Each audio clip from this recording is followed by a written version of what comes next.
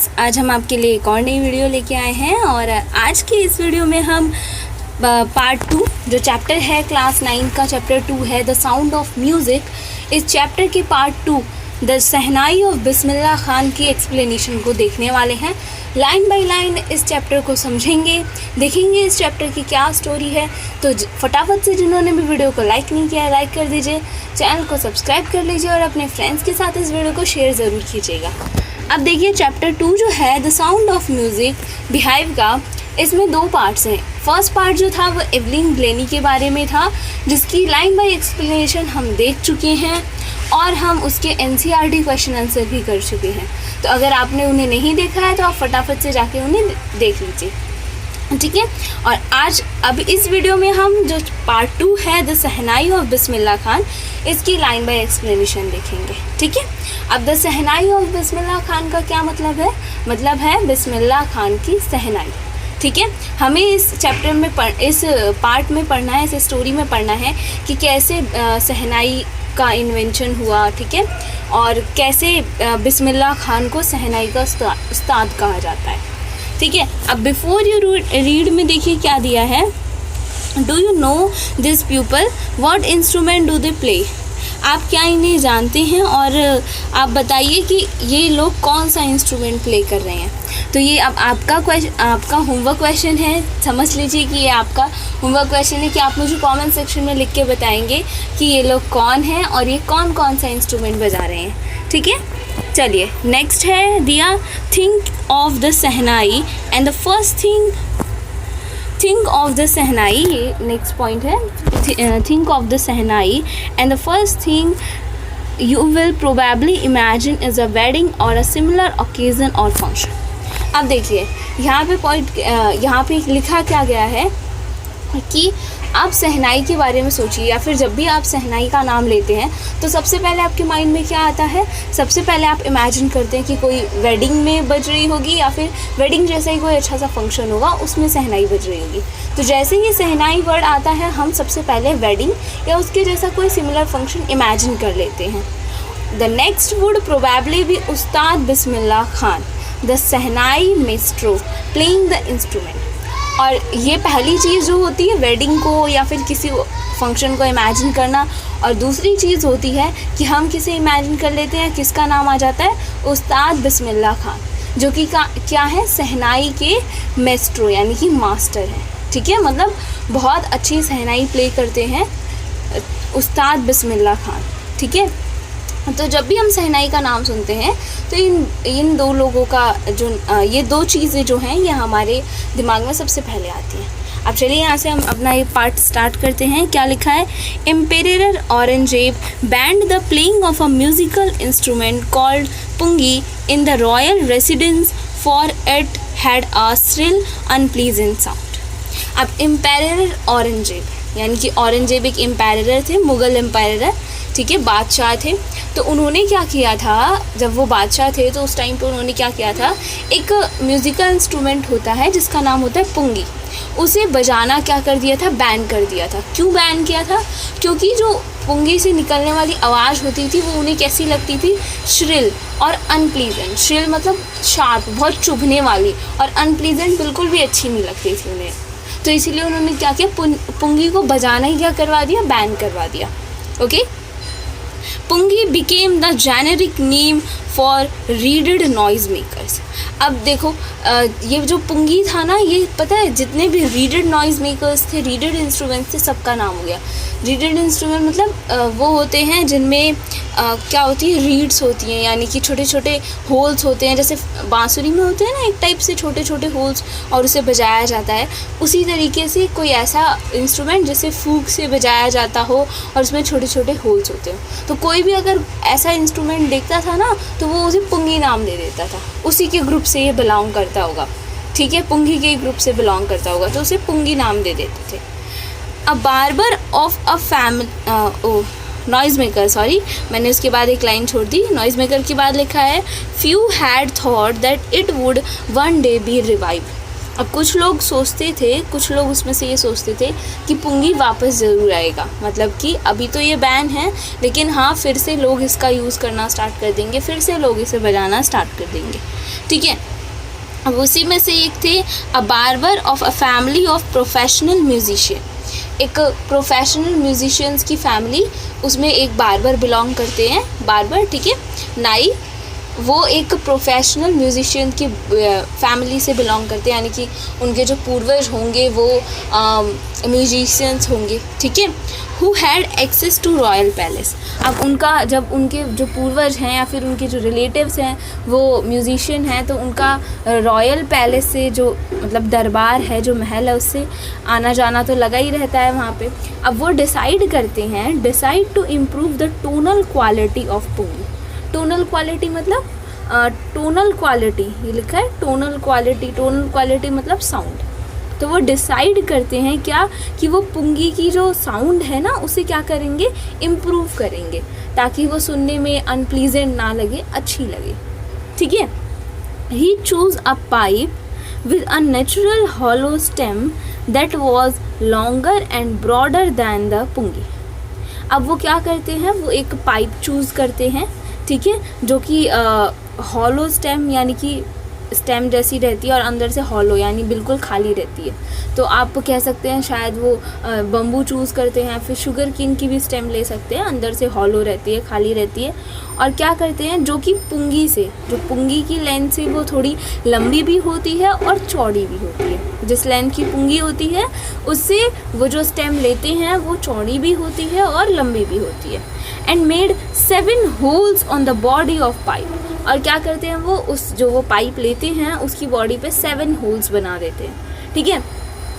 When he played on it, और जब वो उसे बजाते हैं, closing and opening some of the holes, और कैसे बजाते हैं, मतलब कुछ होल्स खोलते हैं फिर कुछ बंद करते हैं, जैसे फ्लूट बजाते हैं ना, कुछ होल्स खोलते हैं बंद करते हैं, उसी टाइप से, ठीक है। और ऐसे करके वो बजाते हैं तो क्या होता है, soft and melodious sounds were produced.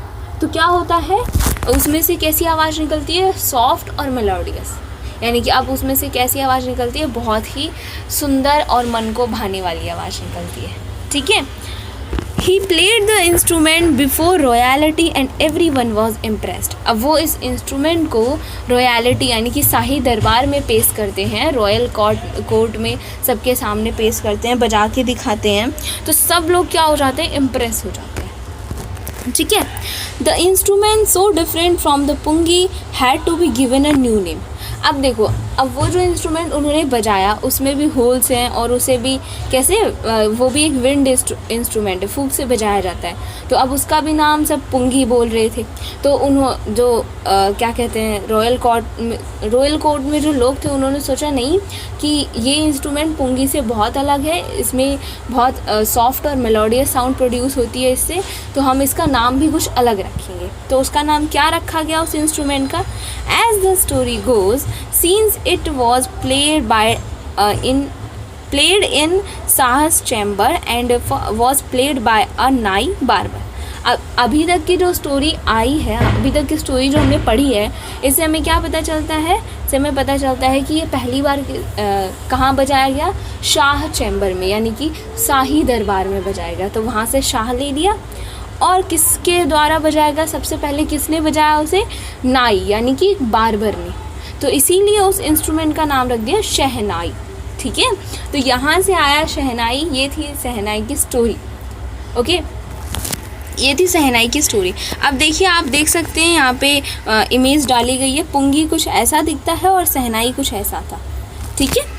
अब आगे देखते हैं क्या है, आगे है the sound of shehnai began to be considered auspicious.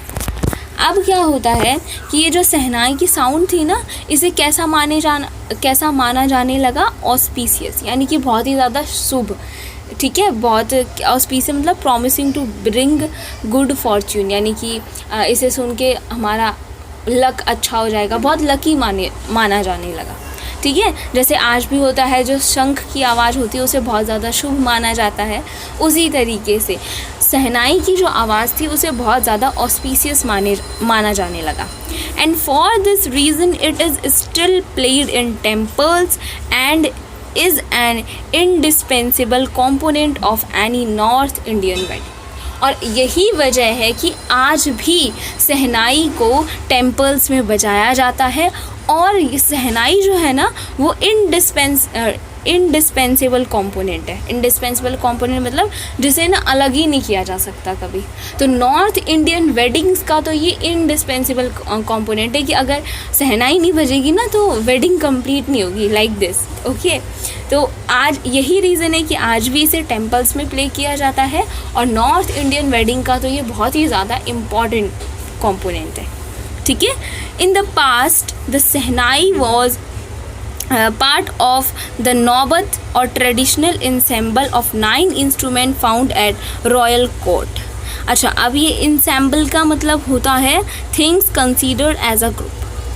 अब ये पास्ट में जो शहनाई थी ना वो नौबत का एक पार्ट थी। नौबत मतलब ट्रेडिशनल ensemble कह सकते हैं हम, एक ग्रुप था इंस्ट्रूमेंट्स का जिसे नौबत कहा जाता है।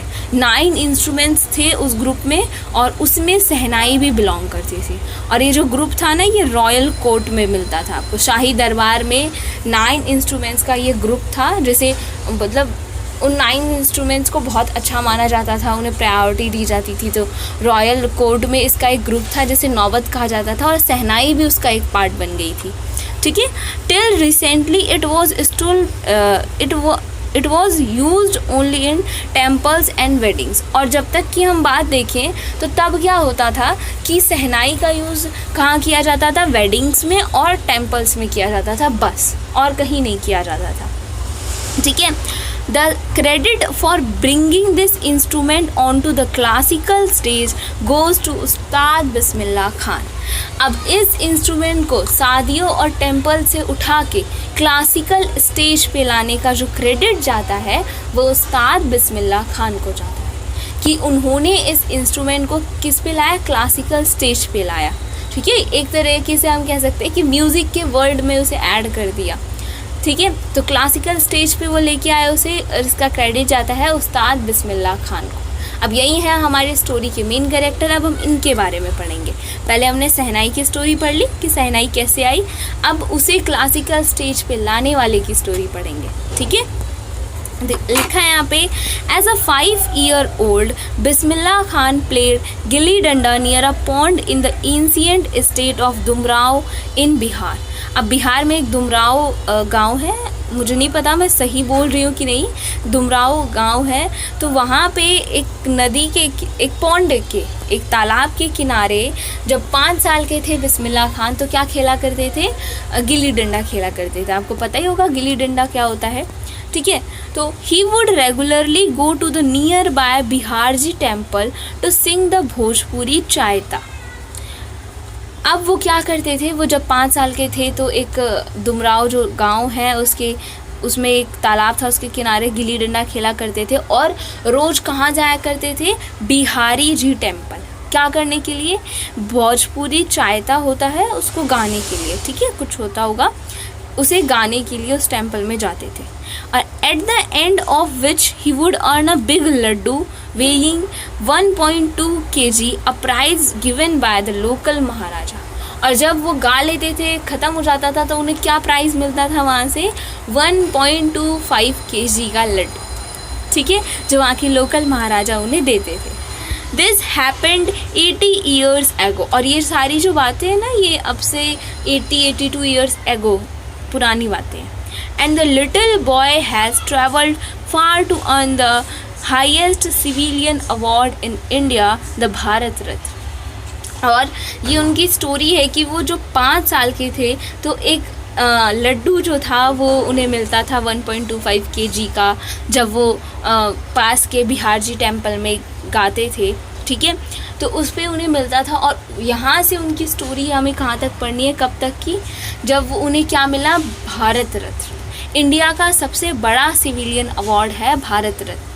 तो ये उनकी स्टोरी है। देखिए कि वो 5 साल के थे जब तब से लेके और उन्होंने कितना ट्रैवल किया, उनकी पूरी स्टोरी है जब तक उन्हें भारत रत्न मिला। ठीक है, आगे है बॉर्न। अब उनकी पूरी स्टोरी देखिए, अब हमें आगे पढ़नी है अच्छे से। बॉर्न ऑन 21 मार्च 1916। अब बिस्मिल्लाह खान का जन्म कब हुआ था? 21 मार्च 1916 को। ठीक है, Bismillah belongs to a well known family of musician from Bihar. अब बिस्मिल्लाह कहाँ से बिलोंग करते हैं? बिहार से। और इनकी फैमिली कैसी है? Well known family of musician, यानी कि इनकी फैमिली में जो भी लोग हैं, इनके पूर्वज हैं, दादा हैं, पिता हैं, सब क्या हैं? बहुत अच्छे म्यूजिशियन हैं। ठीक है, हिज ग्रैंडफादर, जो बिस्मिल्लाह खान के ग्रैंडफादर थे, रसूल बख्श खान उनका नाम था, was the shehnai Nawaz of the Bhojpur Kings court. वो क्या थे? सहनाई नवाज थे। सहनाई नवाज मतलब सहनाई वादक थे। कहाँ पे? भोजपुर किंग कोर्ट में, यानी कि जो भोजपुर के राजा का दरबार था वहाँ पे वो सहनाई बजाते थे, उनके दादा। His father Paigambar Bakhsh and other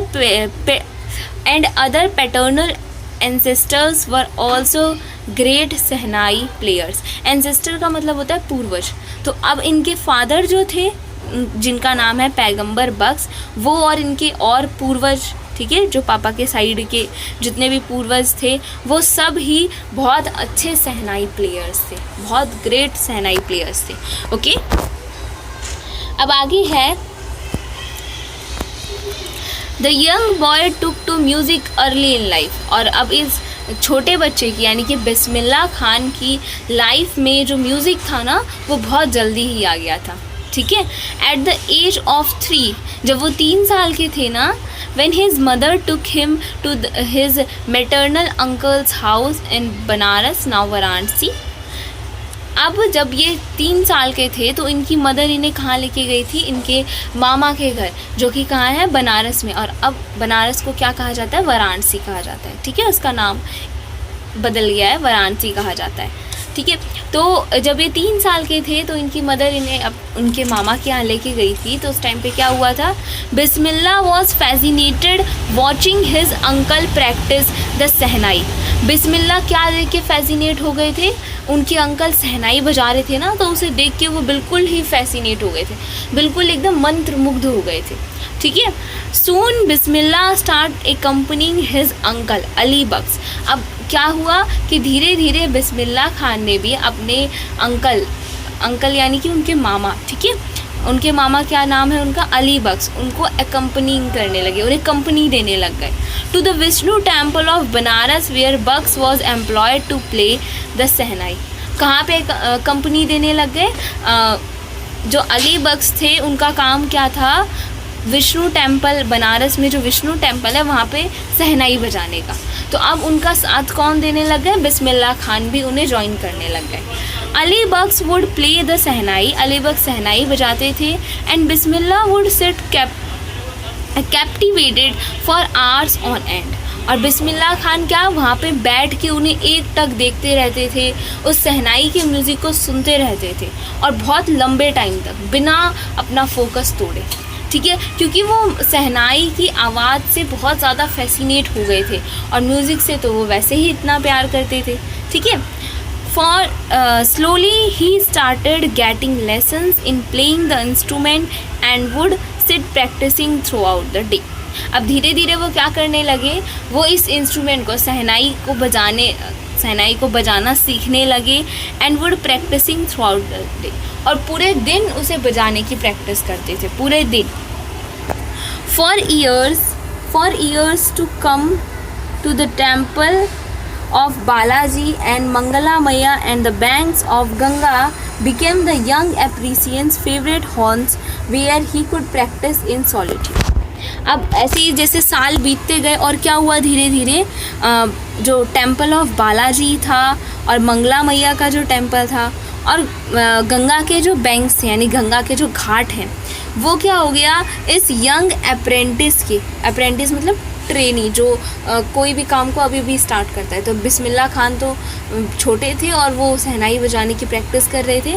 तो अब ये जो जगह थी ना, temple of Balaji and temple of Mangala Maiya और गंगा के जो घाट थे, वो इनकी क्या बन गई, फेवरेट हॉर्न्स यानी स्पॉट्स, फेवरेट जगह बन गई जहाँ पे ये ना अकेले में प्रैक्टिस करते थे। सॉलिट्यूड मतलब होता है अकेले में, शांति से और अकेले में। तो इस जगह पर वो अकेले में प्रैक्टिस किया करते थे शहनाई की। The flowing water of Ganga inspired him to improvise and invent ragas that were earlier considered to be beyond the range of shehnai. अब वो जो गंगा का बहता हुआ पानी है ना, वो ना बिस्मिल्लाह खान को मोटिवेट करता था। क्या करने के लिए मोटिवेट करता था, और इसी मोटिवेशन की वजह से उन्होंने क्या किया, शहनाई में ना कुछ नए राग्स को इन्वेंट किया, कुछ नए राग्स को बनाया और कुछ राग्स को इम्प्रोवाइज़ किया, उसे और इम्प्रूव किया, जो कि लोग मानते थे कि शहनाई में ऐसे राग हो ही नहीं सकते, ऐसे राग शहनाई में बज ही नहीं सकते। लेकिन बिस्मिल्लाह खान ने इसे करके दिखाया। उन्होंने शहनाई में कुछ नए राग्स को इन्वेंट किया, कुछ पुराने राग्स को इम्प्रोवाइज़ किया, और इस सब करने की मोटिवेशन उन्हें कहाँ से मिलती थी, गंगा के बहते हुए पानी से। ठीक है, तो आज के लिए सिर्फ इतना ही। आई होप आपको यहाँ तक की बिस्मिल्लाह खान की स्टोरी समझ में आई होगी, उनका शहनाई से कनेक्शन समझ में आया होगा। समझ में आया हो तो वीडियो को लाइक ज़रूर कीजिएगा, चैनल को सब्सक्राइब कर लीजिएगा, मुझे कमेंट सेक्शन में लिख के बताइएगा, अपने फ्रेंड्स के साथ इस वीडियो को शेयर भी कीजिएगा। अब हम मिलेंगे आपसे अपनी नेक्स्ट वीडियो में, और उस वीडियो में हम क्या करेंगे, इसको आगे कंटिन्यू करेंगे। तब तक के लिए take care and bye bye.